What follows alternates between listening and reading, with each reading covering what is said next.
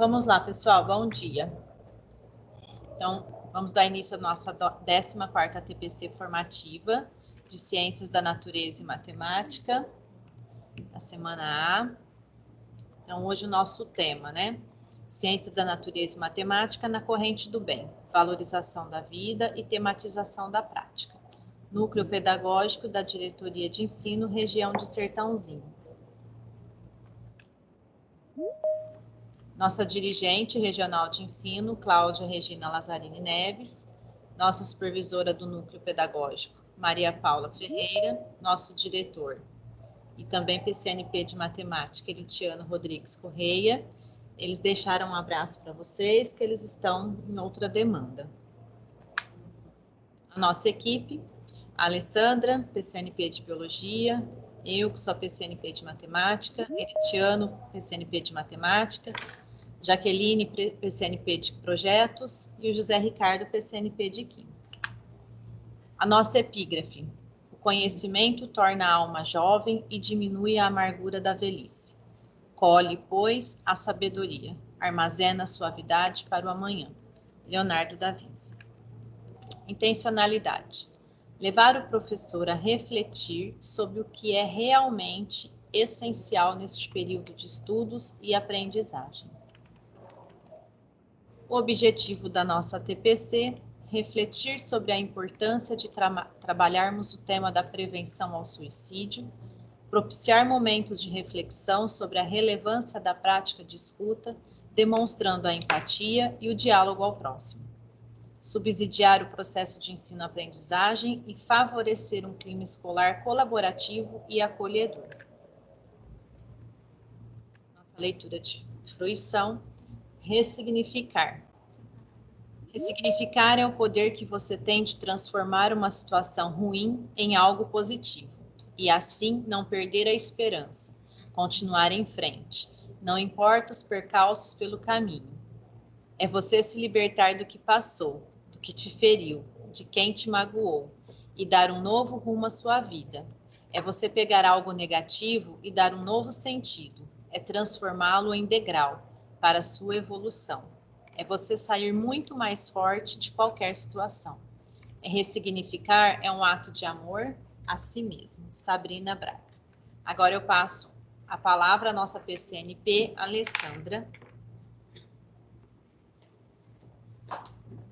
Pessoal, bom dia. Espero que estejam bem. Mais um processo formativo. Eu venho aqui só no sentido de trazer uma reflexão para vocês, que nós já iniciamos na TPC passada, onde nós propusemos a vocês um novo questionamento em relação à avaliação que vocês fazem no final da nossa TPC. Tem alguém com o microfone aberto?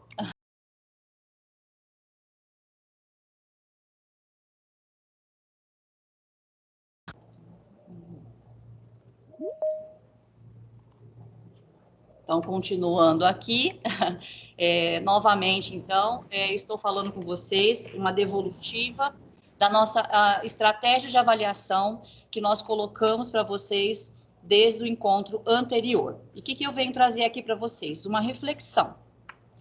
Primeiro, eu trago, vou fazer rapidamente um raciocínio lógico aqui com vocês, tá bom? Nós fazemos parte de uma rede, ok? Uma rede de ensino. Todos nós aqui passamos pelo processo de atribuição de aulas, e quando a gente vai na atribuição de aulas, né, dependendo da nossa carga, a gente tem a parte aí de formação em ATPC. Então, nós entendemos isso, vocês entendem junto conosco aqui, que é algo, né, no sentido de uma obrigatoriedade. Se eu tenho 32 aulas, eu tenho X momentos aí de formação. Essa é a parte burocrática. Agora eu vou falar com vocês uma parte que não é burocrática, uma parte que é pessoal. O processo de formação, por mais que ele esteja compondo nossa carga, nossa jornada, o que é que seja, ele é um processo contínuo. Nenhum de nós aqui, né, enquanto existirmos nesse planeta aqui, estamos, vamos dizer assim, chegamos num ponto que não precisamos mais de conhecimento. Então, o processo formativo, é claro que cada um, pessoal, tem isso de uma forma, isso é um olhar amplo, ok? Mas a gente tem que ter esse processo formativo como algo inerente a qualquer profissão, não só profissão professor. Então, a questão de evoluir enquanto pessoa, enquanto profissional, passa por esses momentos de formação. O que é que eu estou querendo dizer com tudo isso, pessoal? Estou querendo colocar para vocês novamente a nossa parceria. Por mais que nós estejamos aqui separados por uma tela, existe uma parceria. Eu me sinto parceira de vocês, como todo núcleo pedagógico também. Eu me sinto parceira dos professores de ciências, de biologia, de todos. Claro que a gente tem, né, um contato maior com a nossa especificidade. Mas é uma parceria que eu tenho a liberdade de falar com vocês sobre qualquer tema, sugerir, buscar ajuda, e nós gostaríamos que vocês tivessem esse mesmo olhar para o núcleo pedagógico. Acabou essa questão, não existe uma hierarquia, a gente está aqui no momento de compartilhar, tá bom? Agora, se tem pessoas aí que ainda não entenderam isso, ou que acham que existe uma arbitrariedade naquilo que é colocado, não é por esse lado, tá bom? Então, a gente coloca aqui algumas respostas que vocês nos deram da avaliação anterior. A pergunta sugerida foi a seguinte: que estratégias são utilizadas para o desenvolvimento da competência leitora e escritora em suas aulas? Nós, na verdade, propusemos a vocês, novamente, vou ser repetitiva, uma mudança, né? Porque agora toda avaliação ela vai ter uma pergunta que vai de encontro com aquilo que foi colocado para reflexão, ok? E aí, pessoal, para nossa surpresa, a gente agradece muito o retorno de vocês. Tivemos respostas assim, né, que nos dão um parâmetro, nos aproximam de vocês, da prática que vocês estão tecendo na escola. Porém, a gente tem pessoas, tem professores que talvez por um descuido, por não ter acompanhado a TPC toda, né? E a gente não está aqui para julgar, a gente está aqui para, né, tornar esse momento de parceria e, claro, tornar um momento assim, sabe? Aquele momento de coleguismo mesmo. Professores que não corresponderam àquilo que nós perguntamos, tá bom? Então, a gente tem, por exemplo, assim, ó, 100 sugestões. Muito bom e organizado, a gente agradece os elogios. Só que a pergunta agora, pessoal, ela é direcionada, tá bom? E aí a gente tem, por exemplo, aqui na tela que vocês estão vendo, ó, justamente isso não é erro não, tá? Isso aqui é uma resposta, tá bom? Sem sugestões, né? Nada a declarar no momento. Então, o que a gente está trazendo para vocês agora? Nós fazemos o possível para levar para vocês algo bom, algo reflexivo, algo que faça sentido. Tá bom para vocês? A gente nunca vem aqui, vou levar esse tema porque, né, não, a gente vem aqui para contribuir. E a gente gostaria muito, muito, muito, muito da contribuição de vocês também, tá bom? Então, essa avaliação, ela não é um papel, ela não é algo que a gente engaveta, ela é algo que a gente usa como ferramenta pedagógica. Então, a gente, por gentileza, finalizando a minha fala, já me estendi mais do que o previsto, a gente convida o grupo que está aqui conosco a realmente estar aqui, tá bom? A realmente parar nesse momento de formação. Faz parte do processo, faz parte da SEDU, faz parte da nossa evolução. Ah, mas esse tema eu já sei. Não, sempre é bom saber mais, é bom fazer uma autoavaliação. Nós não estamos prontos, nunca estaremos prontos. Tá joia, pessoal? Então, a gente conta imensamente com a colaboração, o respeito de vocês, que eu sei que tem conosco, e que vocês realmente respondam a avaliação de maneira fidedigna, tá joia? Nós estamos aqui abertos ao diálogo com vocês sempre. Um forte abraço e curtam esse momento, essa TPC que nós trouxemos com tanto carinho para vocês. Passo a palavra. Paula. Ai, me estendi, gente.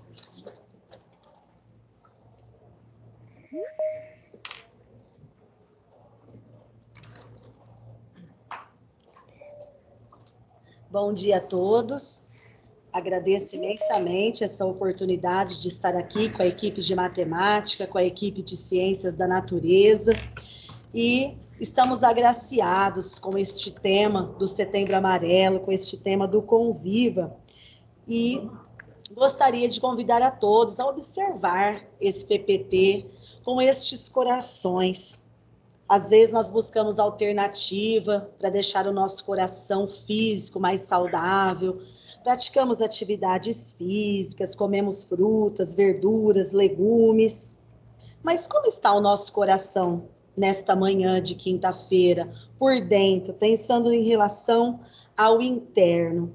Será que está com essa película de vidro, sensível, frágil? Será que está como uma pedra, endurecido por conta de tantas decepções? Nós vamos criando uma certa defesa com as pessoas, com a vida? Ou será que ele está cheio dessas florzinhas aí, florescendo? Ou ele está com essas escamas sendo retiradas devido às feridas, às angústias que nós estamos passando? Ou será que nós estamos empurrando o nosso coração contra esses ventos contrários, essas dificuldades, esses problemas? Ou ele está cheio de cicatrizes, de angústias, de tristezas, de decepções? Ou será que ele está vermelho, bem bonito, bem com uma aparência saudável? Hoje, se alguém pudesse falar assim, Paula, como está seu coração? Hoje, meu coração está dessa forma, pessoal, apaixonado. Você mora aqui no meu coração.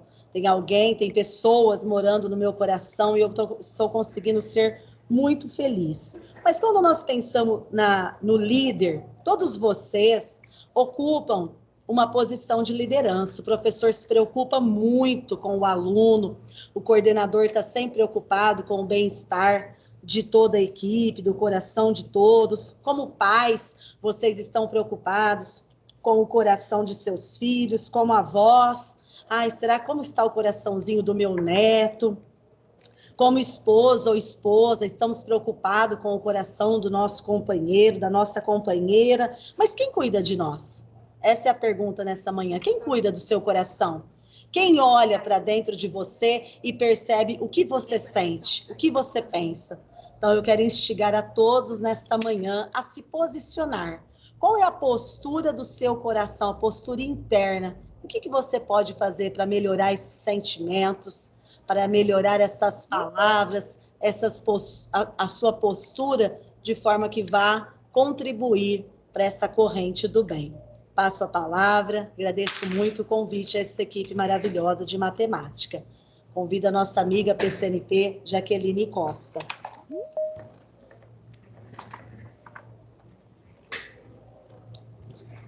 Bom dia a todos.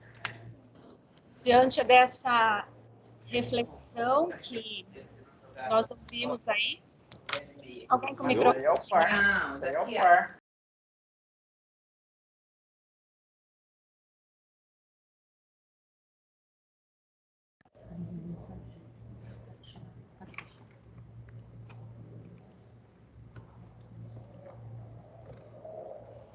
Diante dessa reflexão que vocês fizeram aí com a Paula, né, a respeito do coração, é claro que às vezes a gente hoje não está bem, hoje o nosso coração está endurecido, nosso coração está abatido, outros o coração está feliz, né? Então, diante dessa reflexão, eu trago para vocês uma proposta do Conviva, que é a corrente do bem, que vocês já estão trabalhando com os alunos, mas hoje eu quero que vocês voltem a olhar para vocês, né? Então, diante daquilo que eu estou sentindo, o que eu posso fazer para amenizar os meus sentimentos? Ou para ajudar as pessoas diante daquilo que eu estou sentindo, né? A primeira ação do bem proposta é fale com alguém com quem nunca falou ou que faz tempo que você não vê. Por que é uma ação do bem? Quantas vezes nós estamos precisando conversar com alguém, né? E às vezes tem uma pessoa que a gente tem afinidade, mas que nem sempre a gente consegue contato com ela. Então, a gente procurar essa pessoa para desabafar, para conversar, é bastante importante e faz muito bem para o coração também, né? A segunda ação ofereça ajuda a alguém. Pode ser financeira. Claro que hoje em dia está tão difícil, né, a gente oferecer uma ajuda financeira, mas sempre tem um pouquinho sobrando, que a gente pode ajudar outros que têm menos ainda, né? Pode ser uma palavra, a visita a um doente. Quantas vezes tem uma pessoa doente, ou na nossa família, ou alguém que a gente conhece, e a gente protela isso, né? Fica protelando essa visita.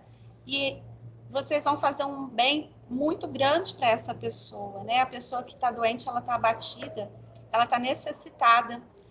Então, faz parte da corrente do bem. Ação 3, peça ajuda. Reconhecer que a gente precisa de ajuda é uma demonstração de força e não de fraqueza. Então, hoje, eu não estou eu não tenho a capacidade de ajudar, porque eu não estou bem, mas eu posso pedir ajuda, né? Eu vejo que uma pessoa de confiança ali perto de mim, que eu posso contar com ela, e eu posso chegar para essa pessoa e pedir ajuda. Isso não tem problema nenhum. Quantas vezes nós estamos vulneráveis? Nem sempre a gente está bem, né? E a ação 4, aprecie o bom da vida. Quantas pequenas coisas boas acontecem com a gente durante o dia, mas que às vezes nem prestamos atenção. Crie uma lista com coisas, ações, pessoas, sentimentos, desejos e sonhos que são bons. Então, destaco aí o amor, a felicidade, esperança, né? Hoje nós vivemos muito na esperança, amor, Deus na nossa vida, coragem, gratidão, caridade. São tantas palavras, são tantas coisas boas que nós podemos destacar aí, né? E a gente precisa também enxergar que isso acontece. Às vezes a gente tá preso só naquilo que não deu certo. Mas só de você estar aqui, nessa TPC, nessa manhã, já é um bem maior, né? É a vida. E sobre isso que nós estamos trabalhando com Viva, valorização da vida. E essa campanha que eu acredito que muitos de vocês já conhecem, já trabalharam, porque eu vi trabalhos excelentes, maravilhosos aí com o Setembro Amarelo, com o objetivo de criar uma verdadeira corrente de ações positivas, fortalecer o vínculo, promover um clima emocional positivo, né? E cuidar da nossa saúde mental. É o que nós estamos precisando hoje. E para falar um pouquinho mais sobre esse assunto, nós trouxemos hoje um profissional. Eu quero fechar também com essa frase. Cada pequena ou grande ação que fazemos diariamente gera alguma consequência. E isso é importante a gente pensar um pouquinho, porque é uma consequência boa ou pode ser uma consequência ruim também. Por isso que nós temos que prestar atenção. Então, um pequeno gesto pode se tornar algo grandioso e transformador. Todos têm importância na comunidade e na rede em que vivemos, juntos pela vida. E para falar um pouquinho mais sobre isso, eu convido o Ronaldo Ferreira Batista, é um psicólogo parceiro aí que tem nos ajudado bastante. Ronaldo?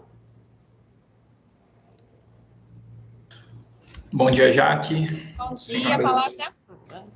Senhoras e senhores, muito bom dia. É um prazer estar nessa manhã com vocês, decorrendo sobre um tema tão importante dentro da nossa atualidade, né?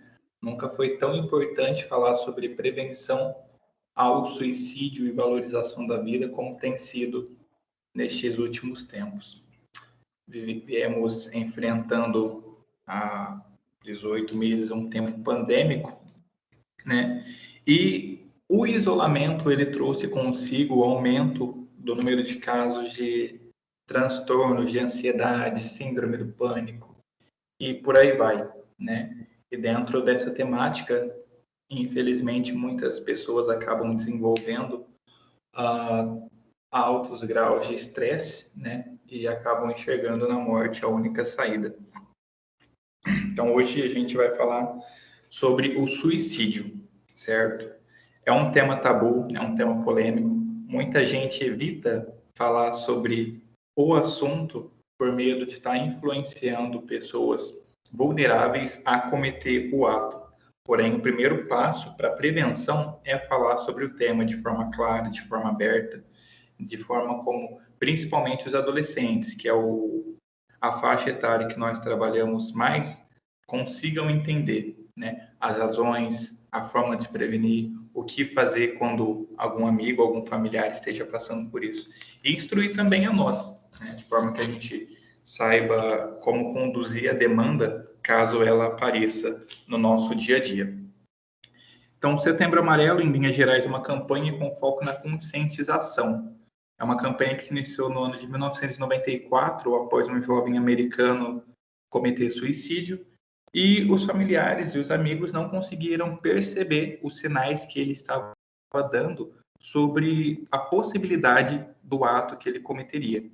E após sua morte, eles começaram uma campanha de conscientização em relação a isso, que tomou forma, ganhou fama e hoje está presente em todo o globo terrestre. Desde 2003, a OMS instituiu o dia 10 de setembro como Dia Mundial de Prevenção ao Suicídio.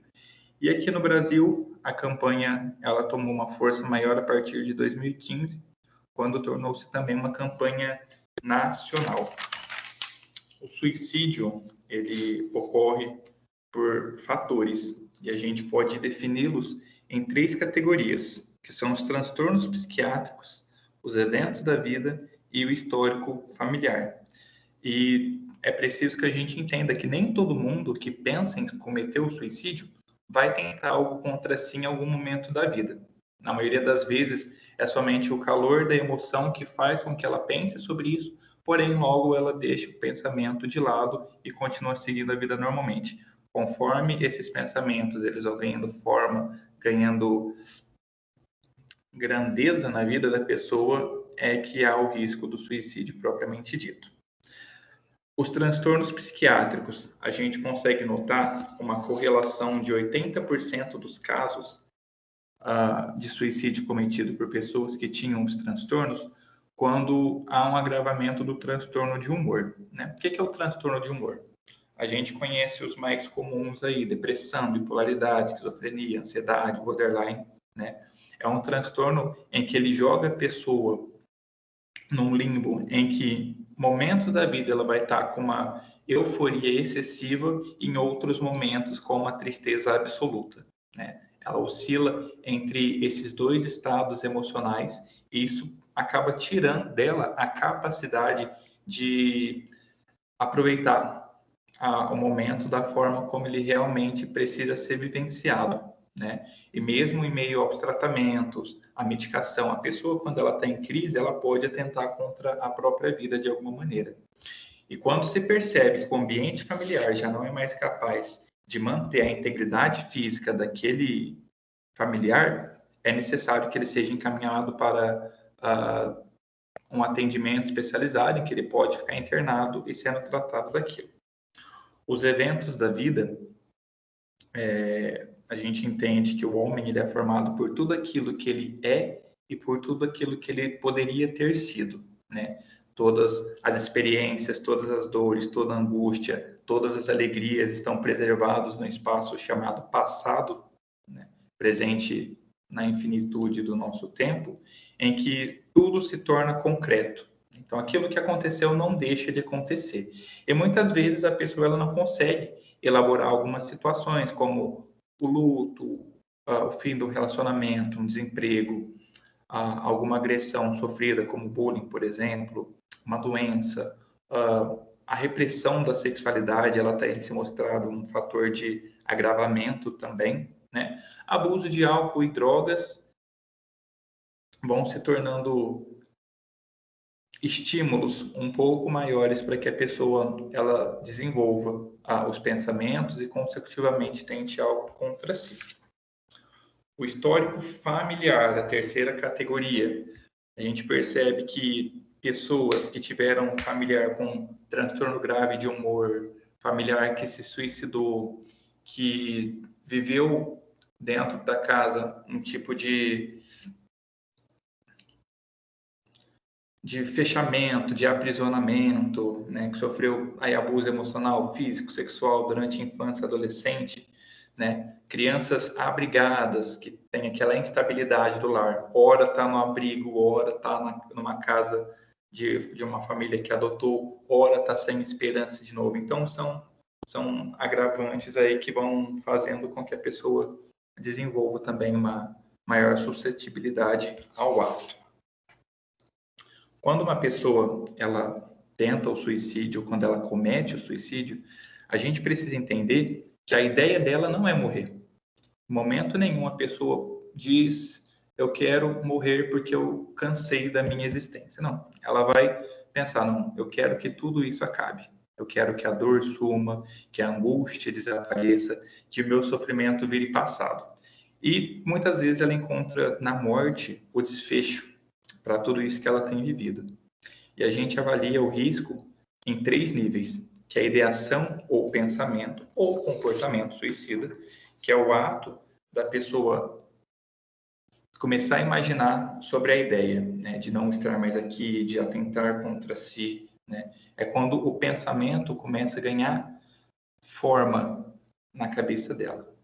O planejamento, que é o segundo nível, é quando ela já tem o como, o onde e o quando. Então, aquele pensamento já tomou proporções grandiosas, já ganhou muito espaço dentro da vida dela e ela já tem tudo planejado, né? O que ela vai fazer, como que ela vai fazer, quando que ela vai fazer.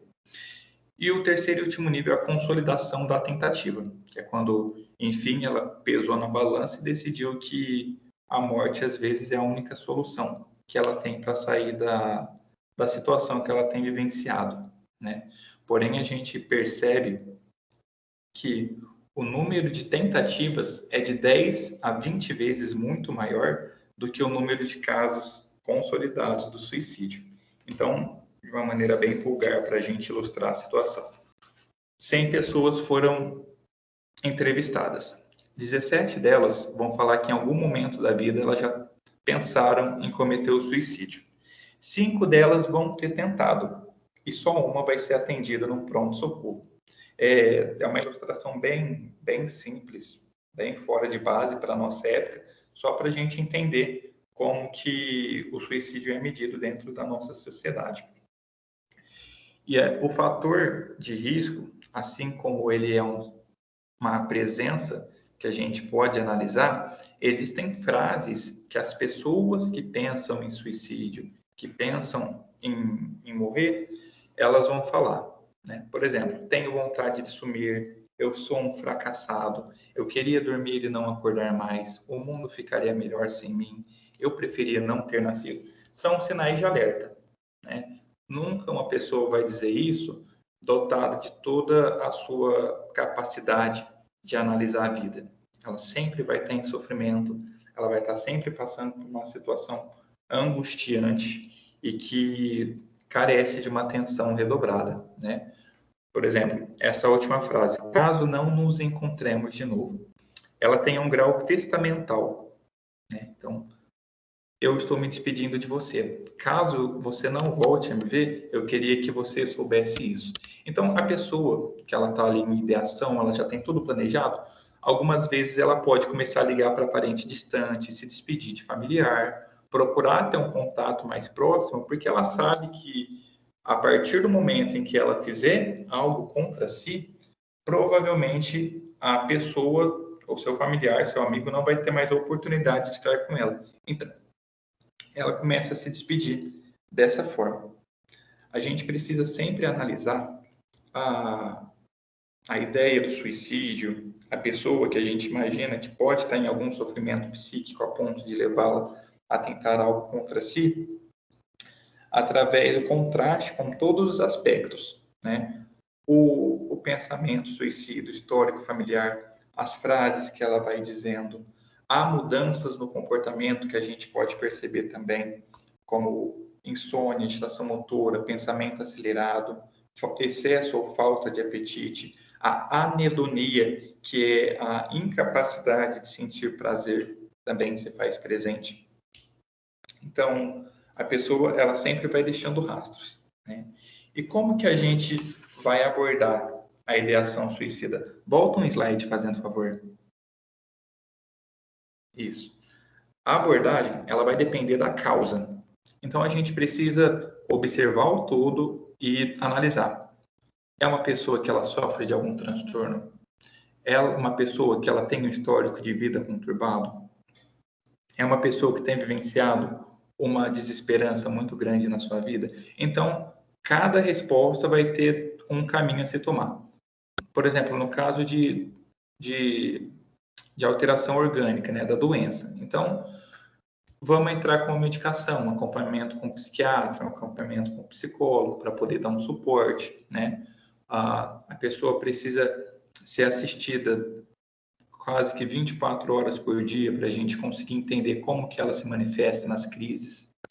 Quando a gente percebe que é o histórico de vida da pessoa, um sofrimento carregado ali ao longo do seu desenvolvimento, então vamos entrar com uma terapia, né?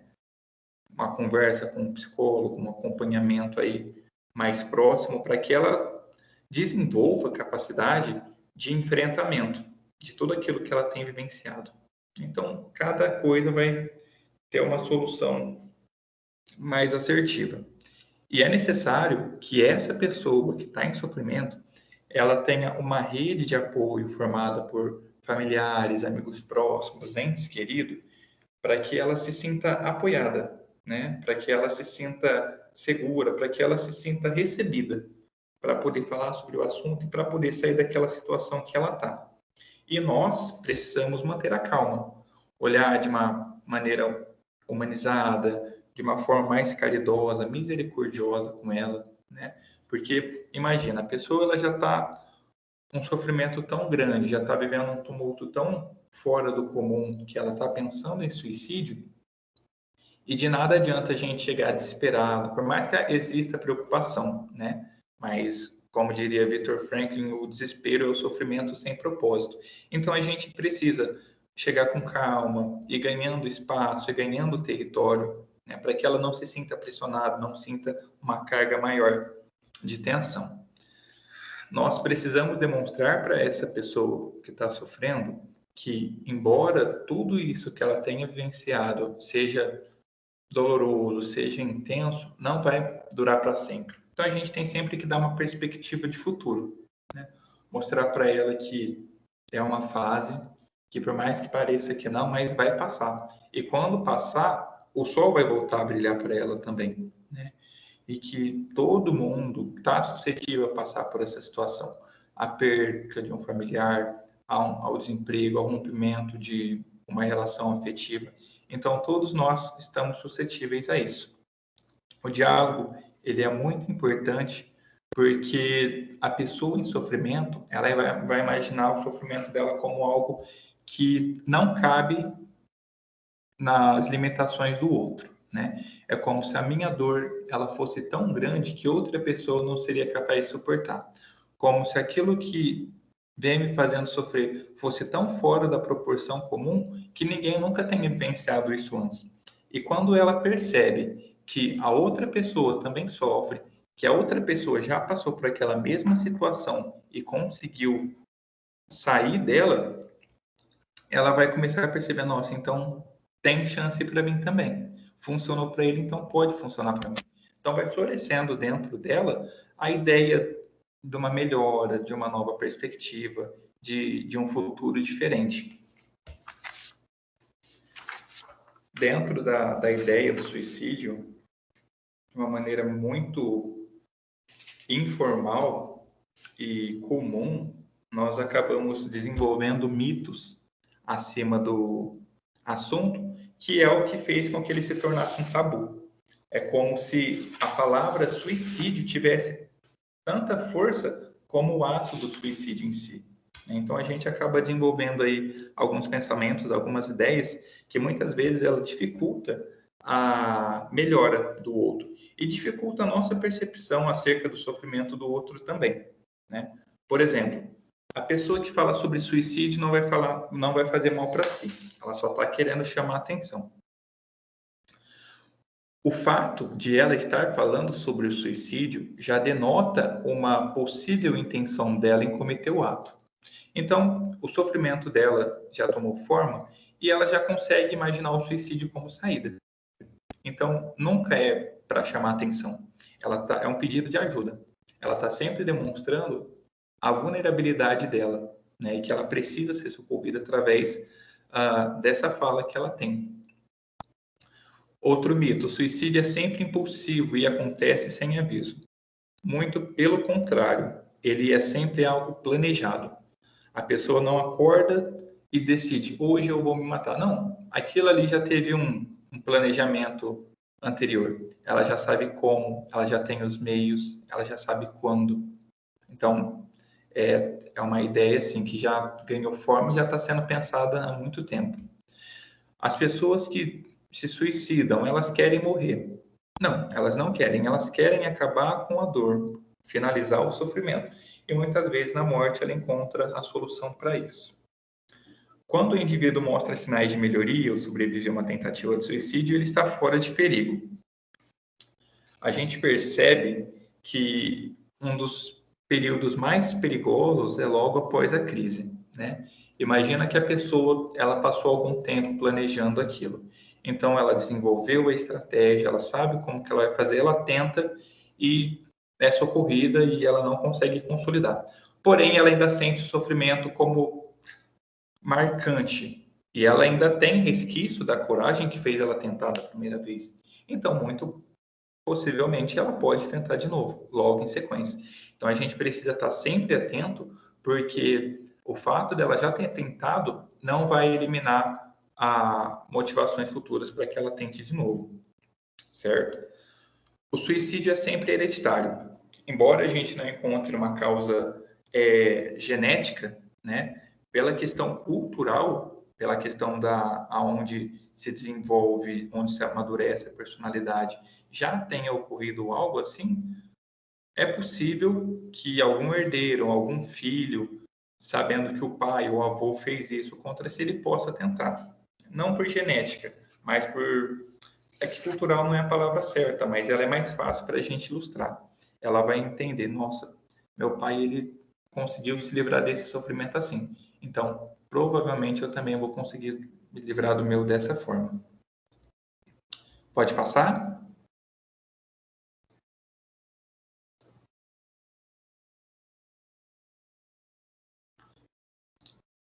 O indivíduo que tenta ou comete suicídio tem sempre um agravo mental. Não necessariamente, embora se mostre um pouco mais elevado dentre aqueles que sofrem de algum transtorno, a gente viu que os eventos da vida, histórico familiar, são fatores de vulnerabilidade também. O suicídio só acontece àqueles outros tipos de pessoa e não a nós. Quem é o outro, senão o eu que eu não reconheço, né? Então, todos nós estamos suscetíveis a passar por alguma fase da nossa vida muito conturbada e pensar em tentar algo contra nós mesmos. Então, é algo que está bem próximo de nós e não tem fator social de hierarquia em questão financeira, não tem um grupo específico, então todo mundo pode passar por isso. Após uma pessoa tentar cometer suicídio uma vez, nunca voltará a tentar novamente. Não. Ela pode voltar sim, né? Em algum outro momento de crise, em algum outro momento em que ela sinta novamente que isso é necessário, ela pode tentar. E o pior de todos, né? Se um profissional falar com o paciente sobre o suicídio, ele vai estar dando a ideia de suicídio para a pessoa. Como eu disse, a prevenção, o diálogo, falar sobre o assunto é o primeiro passo para a prevenção.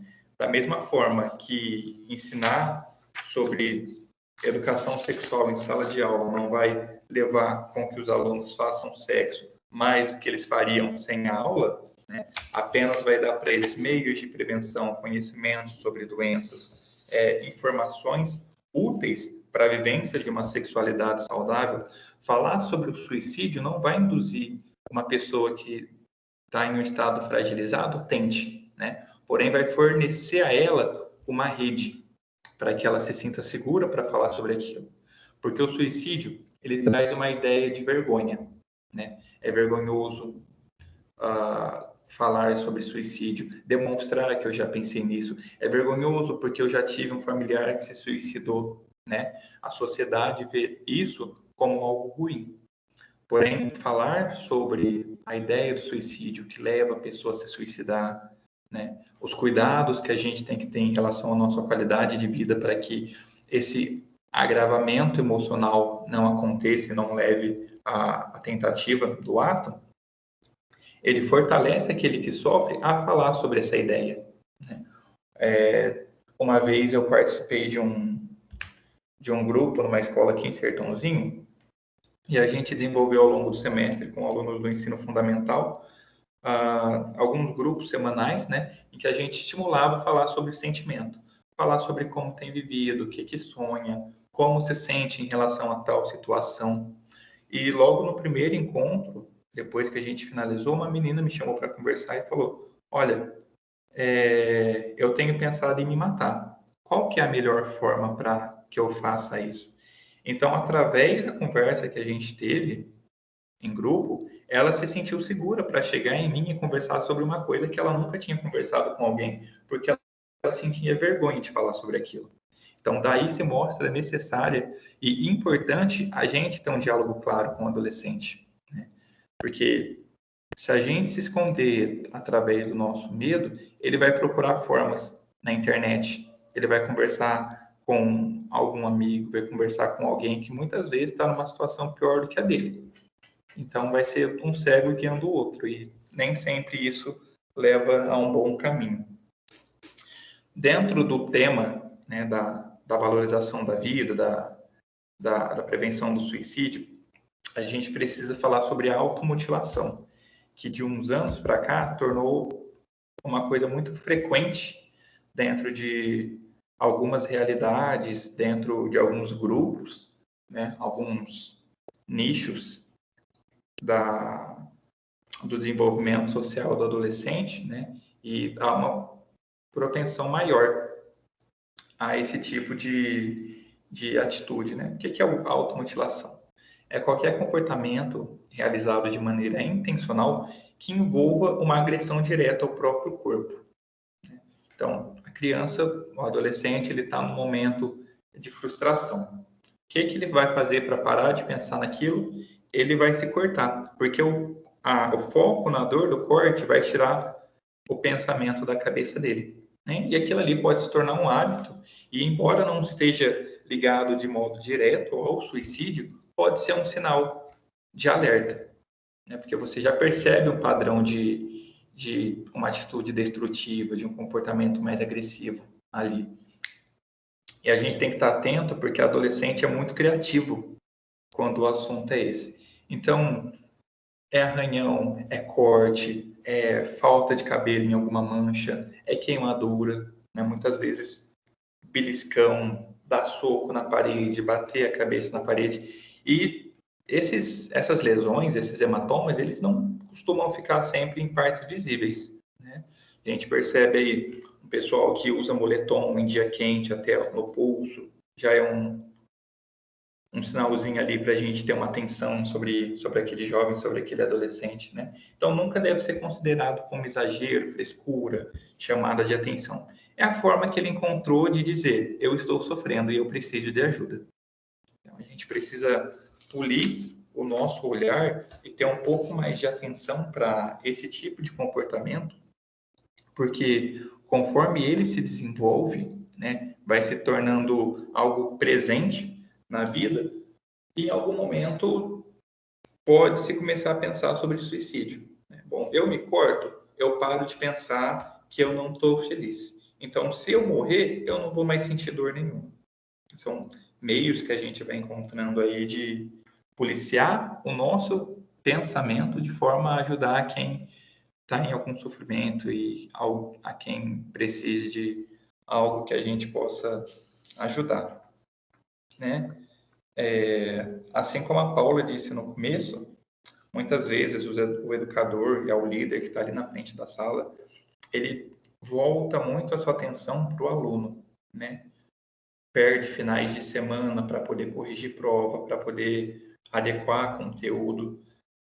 Precisa entrar, muitas vezes, na era da tecnologia, que é algo que não é tão comum, não é tão fácil, nem tão familiar para ele, porque o aluno, a gente sabe hoje em dia que Hoje, uma criança que entra com 5 anos numa escolinha, 3.000 horas, ela já passou na frente de uma tela, né? Então, ela já vai ter visto muitos estímulos, ela já vai saber bastante coisa.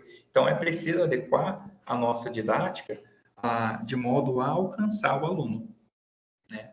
Eu ouvia muito, mas os alunos de hoje não são igual os alunos de 30 anos atrás. E realmente não são. Então, o aluno de hoje não é igual ao aluno de 10 anos atrás, reduzindo um pouco o espaço-tempo, assim. Então, é necessário essa adequação. E muitas vezes o professor, o educador, ele vai se deixando de lado para poder suprir essa demanda, né? Porém, é necessário que da mesma forma que a gente olhe para o outro de uma maneira humanizada, a gente olhe para nós de uma maneira também humanizada, né? Sem muita cobrança, sem muita tensão, sem muita pressão, porque senão a vida vai passando, as coisas vão acontecendo e hora que a gente chega no leito de morte, a gente pensa, nossa, quem que foi essa pessoa que viveu? Porque eu não vivi a minha vida, né? E muitas vezes o fator de estresse da rotina, do cotidiano, do dia a dia é tão grande que começa a desenvolver o pensamento, nossa, mas eu preciso descansar. Estou muito cansado, eu quero que isso tudo acabe. Eu não aguento mais a minha vida. E assim por diante até que haja tentativa do suicídio, né? Dentro do meio acadêmico, dentro dos professores. Então, é necessário voltar o olhar também para nós, para que nós possamos estar inteiros para poder ajudar quem carece do nosso apoio. Tá bem? Senhoras e senhores, muito obrigado pela presença. Novamente, é um prazer estar com vocês. Eu passo a palavra.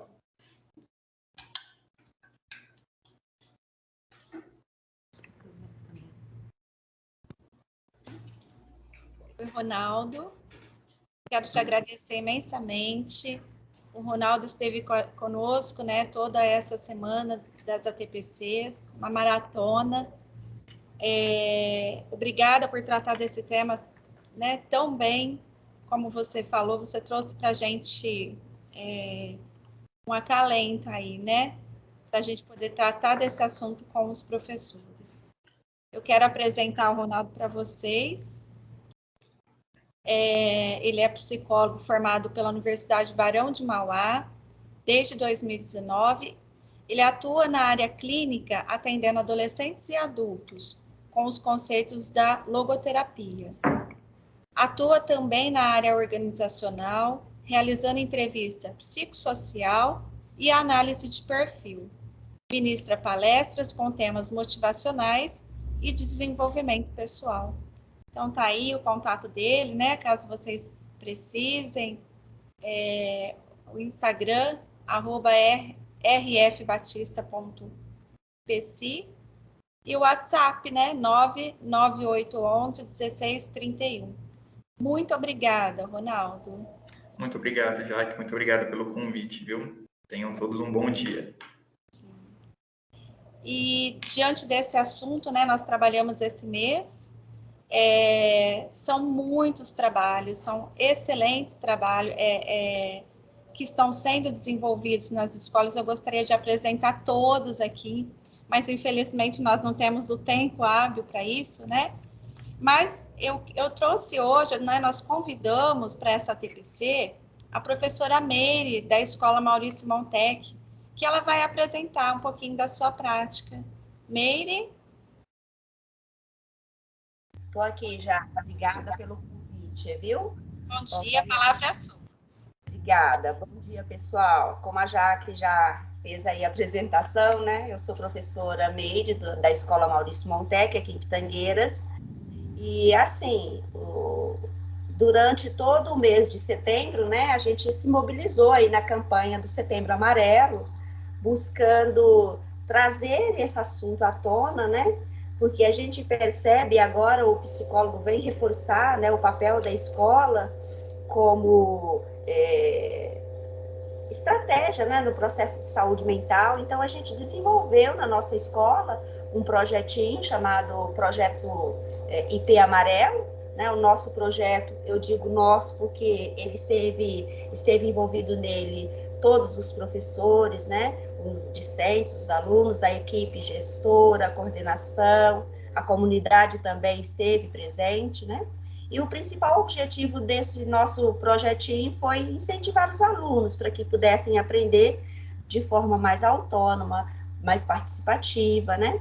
E nessa proposta, o aluno ele estava sempre no centro do processo de aprendizagem. Ele participou ativamente, ele foi responsável pela construção do seu conhecimento. E a gente sabe que o caminho oferecido por essa metodologia, né, de projetos, ela é bem simples. E eu costumo seguir assim um roteiro, que a Jaque já pôs aqui na tela. No primeiro momento, eu instigo o meu aluno, né? Eu levei para a sala de aula a temática, perguntei para eles o que nós poderíamos fazer para reduzir o índice de suicídio. No segundo momento, foi proposto um desafio, né? Porque eu comentei com eles que dados da Organização Mundial de Saúde apontam que 10 a 20% das crianças e adolescentes apresenta algum tipo de transtorno mental e comportamental, né? E que eles buscassem uma solução para reduzir esse percentual. Eu comentei também que o projeto ele teria que ser apresentado em forma de artefato, né? Ou seja, de maneira documental, que poderia ser através de um Canva, de um Padlet, de um Jamboard, e eles acabaram escolhendo o Padlet para poder mostrar o seu trabalho, né? No terceiro momento, eu pedi para que eles pesquisassem sobre o assunto, né? E os alunos fizeram um trabalho investigativo, quais são as possíveis causas desse problema, e aí eles começaram a elaborar hipóteses, e aí eles conhecendo a questão, né, e a sua origem, os alunos eles definiram táticas para a resolução desse problema.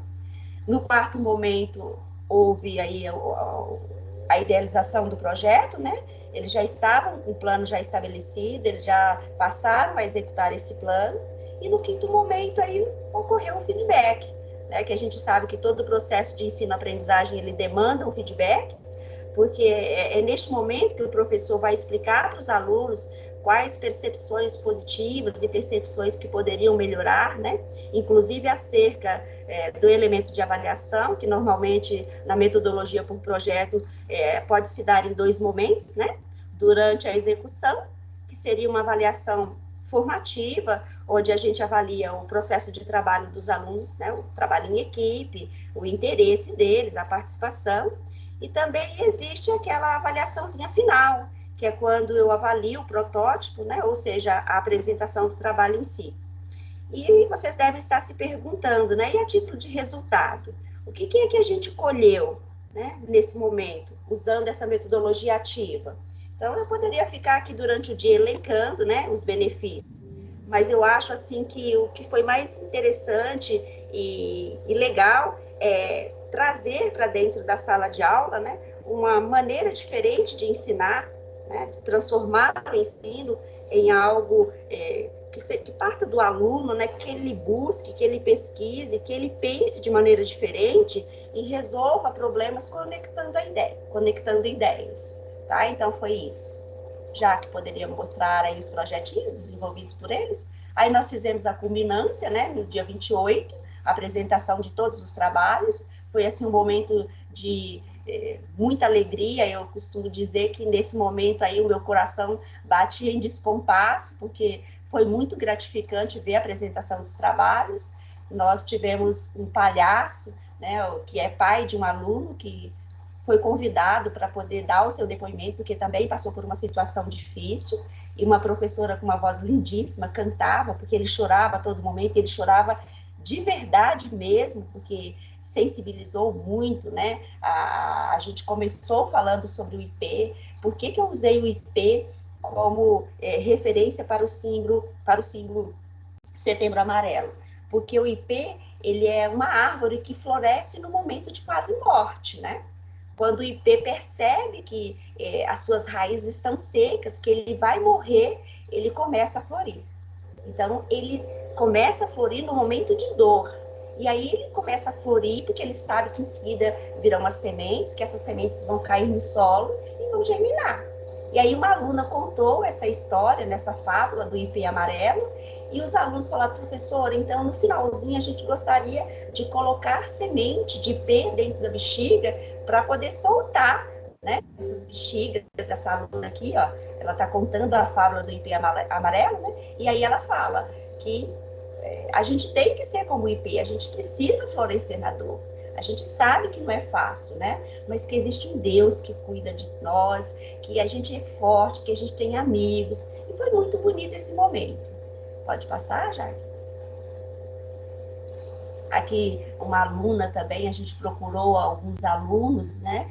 Para que pudesse se sentisse vontade, dar o seu depoimento. Essa aluna aqui, ela falou da vida dela, né? Ela tentou suicídio 2 vezes, e foi um momento assim de muita reflexão, a gente se sensibilizou muito, né, com essa situação dela, e o esposo também estava presente, ouvindo tudo, foi muito emocionante esse momento. Aqui eles apresentando, né, a música Girassóis, e aí no finalzinho eles dançam, entregam um girassol com uma frase para todos que estavam ali presentes, porque a nossa mesa estava composta de pais de alunos, direção, vice-direção, coordenação. Nós pedimos para que a prefeitura mandasse alguém representante, né, da prefeitura, do poder legislativo, também tinha representante. Enfim, a gente convidou a comunidade para que fizesse parte desse projeto, porque o projeto não foi da escola, né? Como eu disse, o projeto foi nosso, de todos. Pode passar? Aqui as bexigas, né?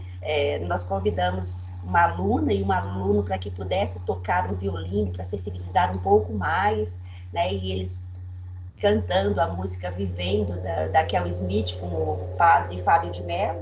E aí eles foram até uma parte mais aberta da escola e eles soltaram essas bexigas, né? Sempre pensando e dizendo viva a vida, né? Porque essa foi a solução do problema, porque quando a gente lança um projeto, a gente espera colher o resultado dele, né? A solução do problema, e os alunos, os jovens da nossa escola, chegou à conclusão que a solução para reduzir esse índice tão grande aí de pessoas que tentam, de jovens que tentam suicídio, né, de pessoas que tentam aí o suicídio, é somente vivendo. E aí a gente acaba o nosso projetinho soltando as bexigas com sementes, na esperança de que elas possam cair em solo fértil, né, e possa germinar e trazer aí esperança, né, no momento de dor, que a gente estiver observando o ipê e falar, puxa, se ele floresce no momento de dor, eu também posso florescer no momento de dor. Pronto, Jaque? Olha lá ele soltando, olha. Foi muito lindo esse momento, muitos alunos chorando, né? No momento em que essas bexigas começam a subir ali, e o violino, o aluno tocando violino, olha que lindo, gente, foi maravilhoso. Foi muito emocionante esse momento. E eles gritavam, né? Viva a vida! Foi muito lindo. E foi esse o nosso trabalho desenvolvido, né? Na Escola Maurício Montec. Tinha muito mais coisa, mas como a Jaque disse, o tempo é curto, né?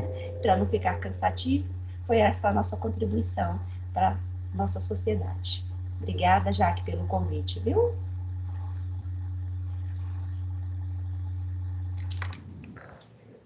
Meire, parabéns por esse projeto, foi muito lindo, nós estamos aqui maravilhados.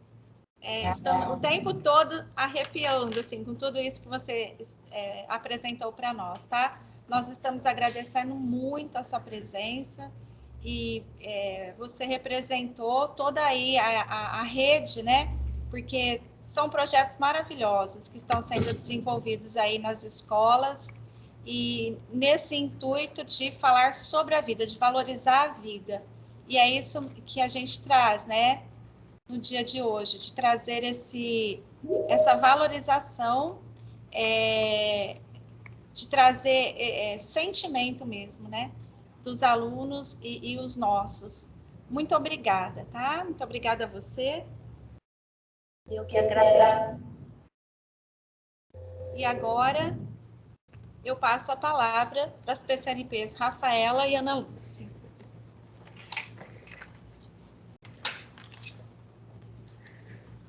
Bom dia, pessoal. Meu nome é Rafaela. É um prazer estar aqui com o pessoal de Ciências da Natureza e Matemática.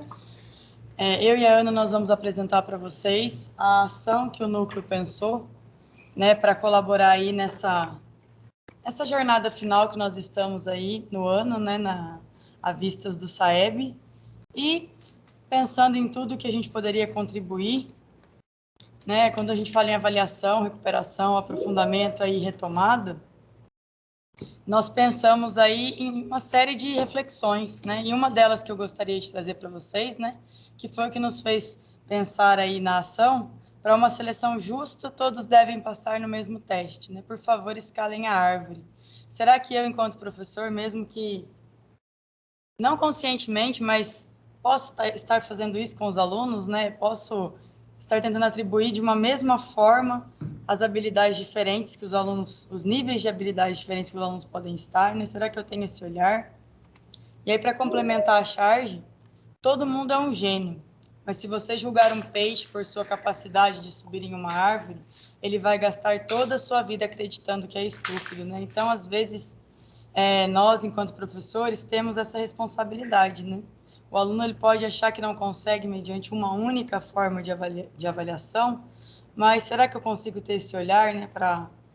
De que maneira eu consigo extrair desse aluno todas as habilidades e competências que ele é capaz? O problema foi a interpretação de texto, Armando. Então, você não soube interpretar a pergunta. E será que o senhor soube interpretar minha resposta? Né? Então, será que nós, diante aí desse novo ensino que nós estamos vivenciando, né, o ensino híbrido, nós estamos tendo esse olhar, né, das múltiplas facetas da avaliação, né? E aí, pensando nisso, apenas para refletir, nós produzimos um piloto aí, só um teste esse ano. A Ana vai passar para vocês maiores informações, eu vou passar a palavra para ela. E é para contribuir para vocês, de alguma forma, com o que nós, enquanto núcleo, podemos ajudar você, professor. Porque, antes de eu passar a palavra para a Ana, a nossa articulação, ela está dessa maneira, né? Nós temos o SAEB aí que quem ainda não ouviu falar, eu acho difícil, né? Mas quem ainda não ouviu falar vai ser o assunto aí dos próximos meses, né? Fim de novembro, início de dezembro aí será a aplicação. Então, quer dizer que outubro, né, que é o mês que se inicia amanhã, vai ser praticamente falado no SAEB. E de que maneira nós podemos contribuir com isso enquanto núcleo para com vocês, escola, né? O SAEB, ele trabalha descritores. E é bacana que todas as áreas do conhecimento aí tenham essa real informação sobre o que é um descritor. Né? O descritor, ele está alinhado diretamente com as habilidades essenciais, né, do nosso currículo, com todas as habilidades aí que vocês vêm trabalhando no decorrer desse ano. E é interessante também que os professores façam essa articulação com as habilidades historicamente defasadas. No caso de língua portuguesa, por exemplo, todos os descritores que o SAEB trabalha no quesito procedimentos de leitura estão diretamente ligados a essas habilidades historicamente defasadas, né? Localizar informação implícita em um texto, localizar informação explícita, né? A relação de causa e consequência. Então, são habilidades aí que, historicamente, os alunos apresentam dificuldades e que elas são atribuídas ao SAEB, né? Então, será que eu, enquanto professor de outra disciplina, tenho esse olhar, e de que maneira eu, enquanto outra disciplina, consigo contribuir para o desenvolvimento dessas habilidades? O núcleo, né, no que tange as nossas áreas aqui, temos o papel de formação, de acompanhamento e orientação e de apoio e suporte. Então, de que maneira nós vamos aí contribuir com vocês é a ideia que a Ana vai apresentar para vocês aqui em breve. A escola, né, cabe à escola estudar e apropriar-se de todos esses materiais, organizar-se e planejar suas aulas, planejar suas reuniões aí de alinhamento. O professor é o mediador do conhecimento, é ele que vai estar diretamente ligado ao desenvolvimento e acompanhamento dessa habilidade. E de que maneira, então, nós podemos colaborar, tá? Ana, passo a palavra, ela vai explicar para vocês a nossa ação. Bom, pessoal, pensando então no SAEB, e nós aqui, enquanto núcleo, através dos resultados, né, que a gente acompanha aí, os resultados anteriores de SAEB, resultados de SARESP, que engloba aí toda a nossa diretoria. Pensando em tudo isso e depois refletindo com o núcleo, né, com todo o pessoal do núcleo, a Rafa, a Debinha, o Herê, né, pensando em tudo isso, em como colaborar com vocês, né, nós criamos aí, pensamos, né, num projeto de olho no resultado DECER, SAEB 2021. São algumas ações para colaborar com o trabalho de vocês na sala de aula, tá? Então, a nossa ação, ela é para subsidiar, fortalecer e corroborar com o trabalho de vocês na prática e desenvolvimento dos descritores do SAEB. O nosso foco é sempre na aprendizagem, na recuperação e aprofundamento do aluno. E como a gente está falando de SAEB, né, e ele avalia nono e terceiro, então o nosso projeto está em cima do nono e terceira série. Como que a gente pensou, né? A gente vai enviar formulários a vocês, que vai conter apenas 4 atividades. 2 descritores de língua portuguesa e 2 descritores de matemática, por quinzena, tá? O formato híbrido, né, em forma de formulário e também na versão PDF. E a gente vai enviar as recomendações para vocês também. Quando a gente concluir essa ação, nós faremos uma devolutiva para vocês, né, para cada escola. Então, tá aí o nosso projeto, tá? Foi pensando em vocês, pensando realmente em colaborar com vocês. Essa é a logo, né, que foi pensada aí, que é de olho no resultado, certo? E semana que vem, na segunda-feira, a gente vai estar enviando por rede esses formulários e as instruções. Pessoal, é importante deixar claro, né, que não é algo a mais para ser feito, né? Justamente são 4 questões no primeiro formulário que vai na segunda-feira e posterior mais 4 questões, justamente para que isso complemente o trabalho que vocês já vêm realizando. No formato híbrido, como a Ana disse, porque tem escolas que talvez achem melhor, né? Tem escolas que já estão atendendo aí, a escola que consegue fornecer o distanciamento para todos os alunos já estão atendendo. Então, às vezes, acha mais interessante fazer a versão impressa. Vai na versão impressa também. E quem ainda não está conseguindo atingir, né, quem não consegue fazer com que o aluno vá fazer AP, por exemplo, na escola, porque ele tem que fazer através do ensino remoto, então vai o formulário. Das duas formas, pessoal, vocês vão ter, né, o retorno para que isso contribua. Na rede que nós vamos enviar segunda, vocês também vão receber recomendações, né, que mesmo sendo 2 descritores por disciplina, nós fizemos questão de colocar isso porque a gente sente falta disso nos documentos da AP, né, do formato que era, então nós fizemos assim. E lembrando, pessoal, que a grande sacada aí, né, do SAEB, retomando mais uma vez, é que no dia da aplicação seja garantido 80% dos alunos na escola, né? Nessas séries de aplicação. Lógico que quem conseguir 100%, melhor ainda. Mas é aquilo, eu vou mirar no 100 e para eu errar tem que acertar o 80%.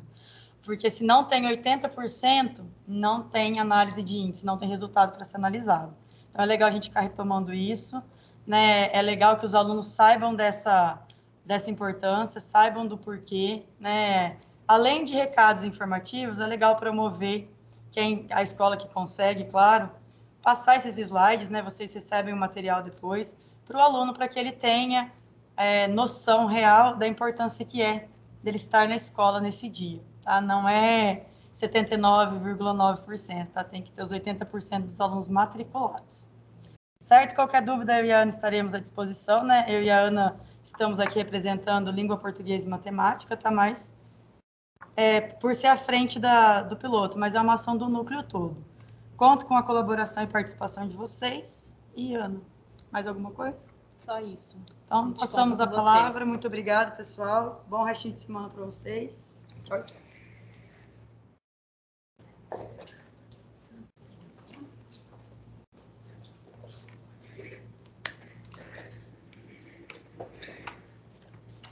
Bom dia, pessoal. Estamos chegando na parte final da nossa TPC.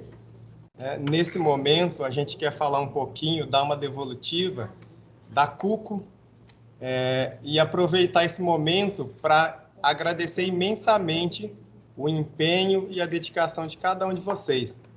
A gente sabe o quanto foi trabalhoso, o quanto foi custoso buscar os alunos, né?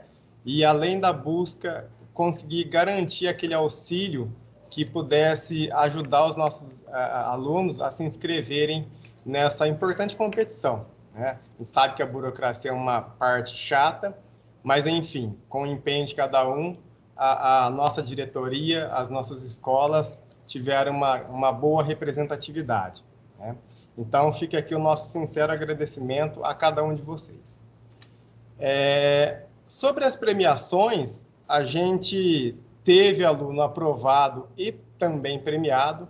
Então, só para termos aí a dimensão do que representa cada um desses termos, quem é o aluno aprovado, né? É o aluno que fez a prova online, né? E é aquele aluno que acertou pelo menos 8 questões. Então, o aluno que acertou pelo menos 8 questões, ele é considerado aprovado na CUCO. E aí, todos esses alunos, eles têm como brinde, como prêmio, acesso a alguns cursos que futuramente serão oferecidos a eles, tá? A gente ainda não tem informações concretas, mas logo, logo, a Dulce ou qualquer um de nós aqui do Núcleo Pedagógico entra em contato com vocês para dar maiores informações, maiores detalhes, tá bom? E os alunos premiados, quem são? São os melhores colocados de cada série, né, e de cada escola. E aí todos esses alunos, eles também terão acesso aos cursos online ofertados pela USP e, além do curso, certificado de participação, tá? E para os alunos da terceira série do ensino médio, esses alunos também terão isenção no vestibular da FUVEST, né? Que é algo muito importante, muito valioso. Só que agora a gente quer pedir, mais uma vez, a colaboração de cada um de vocês, tá? A gente sabe que, às vezes, se a gente deixa por conta dos alunos, eles acabam perdendo prazo, eles não conseguem, né? Eles ficam perdidos. Então, o apoio de cada um de vocês para esses alunos é fundamental para que eles consigam fazer a inscrição no vestibular da FUVEST. E aí a gente tem, né, destacado aí, ó, a data e horário. Então a gente percebe que o prazo ele está bem em cima, né? Hoje, dia 30, as inscrições se encerram amanhã ao meio-dia. Então a gente pede encarecidamente que cada um de vocês que incentivem, né, que se possível auxiliem os alunos a fazer a inscrição, né? Que é algo muito valioso e muito importante, né? Ter acesso à possibilidade de ingressar numa universidade que a gente sabe que é tão importante é muito legal, é muito bacana. Então, que vocês incentivem cada um dos seus alunos aí da terceira série que foram premiados, né, a realizar a inscrição, né? E aí depois, ao longo do ano, que vocês consigam também auxiliar esses alunos nos estudos, motivar cada um deles para bem usar essa oportunidade que é tão valiosa, né?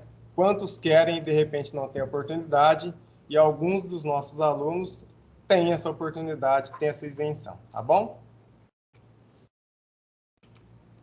Dando seguimento na nossa TPC, a gente fala, então, traz aqui para vocês a indicação do nosso site,